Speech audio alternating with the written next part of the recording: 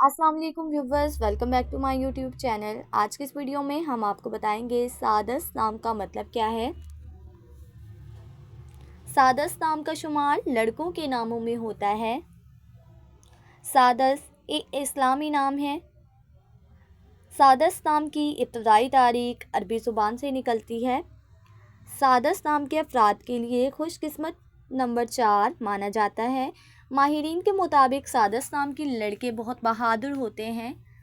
सादस नाम का मतलब है छठा। सादस नाम के लड़कों के लिए खुशकिस्मत दिनों में मंगल और जुमेरात का दिन शामिल है।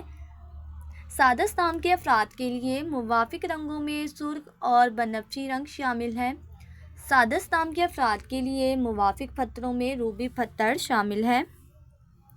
खुशकिस्मती वाली धातुओं में हिंसों के हिसाब से तांबा और लोहा शामिल है।